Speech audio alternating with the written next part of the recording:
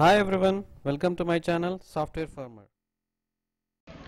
Hi friends, ఈరోజు మనం nursery నుంచి మొక్కలు తెచ్చుకున్న తర్వాత ఇమ్మీడియట్గా ప్లాంటేషన్ చేసుకోలేని పక్షంలో ఒక 10-15 రోజులు ఆ మొక్కల్ని ఎలా కాపాడుకోవాలి అనే దాని గురించి ఈ వీడియోలో డిస్కస్ చేద్దాం. ఇక్కడ మీరు చూస్తున్నది మేము ముసాంబీ మాల్టా మొక్కలు తీసుకొచ్చాము. సో అవి ప్లాంటేషన్కి ఇంకా కొద్ది రోజులు పట్టేలా ఉంది, అంటే ఒక 10-15 డేస్ పట్టేలా ఉంది. అవి బయట పెట్టి ఎంత వాటర్ పట్టినా కూడా ఈ సమ్మర్ సీజన్ కాబట్టి కొంచెం ఇమ్మీడియట్గా ఒక మినిమం అంటే ఒక 10% ఇంపాక్ట్ అయ్యే అవకాశాలు ఉన్నాయి. సో అలా కాకుండా ఉండాలంటే ఇలా గాడిలాగా చేసుకొని మేము యాక్చువల్గా జామ చెట్లలో పెట్టాము. ఇది ఆల్రెడీ జామ చెట్లలో కొంచెం గాడిలాగా ఉంది.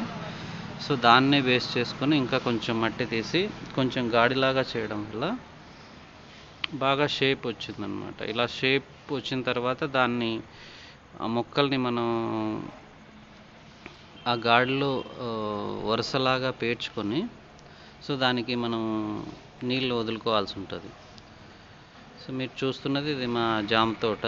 ఈ జామ తోటలోనే చెట్టుకు మధ్య 8 ఫీట్ గ్యాప్ ఉంది. సో ఈ గ్యాప్లోనే మేము ప్లాన్ చేసాం. అట్లా జామ చెట్లకి వాటర్ వదలడం వల్ల జామ చెట్లకి బెనిఫిట్ అవుతుంది.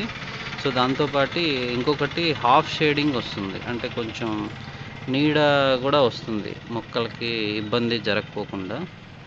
సో దాని గురించి ఇట్లా ప్లాన్ చేసాం. వన్స్ ఇది రెడీ అయిన తర్వాత, ఈ గాడి రెడీ అయిన తర్వాత ఇలా అవుతుంది. సో దాన్ని అన్లోడింగ్ చేసేటప్పుడే ఇట్లా కూలీ మనుషులను పెట్టి ఇట్లా పేర్పించాం. మీరు క్లియర్గా చూడవచ్చు ఎట్లా నీట్గా పెట్టుకోవడం వల్ల 99% మనకి మోర్టాలిటీ అనేది ఉండదు. సో వచ్చిన తర్వాత, అంటే అలా పేర్చిన తర్వాత మనం ఇట్లా వాటర్ ఇట్లా ఫుల్గా, అంటే 2 డేస్కి ఒకసారి ఇట్లా ఫుల్గా పెట్టుకొని పైన జస్ట్ 1 or 2 టైమ్స్ ఇట్లా జస్ట్ స్ప్రింకిల్ చేసిన ఇంపాక్ట్ ఉండదు చెట్లకి. 99% మనకి మోర్టాలిటీ అనేది అవాయిడ్ చేయొచ్చు ఇలా చేసుకోవడం వల్ల. ఐ థింక్ ఇది కొంచెం యూజ్ అవుతుంది అనుకుంటున్నాను. Thank you.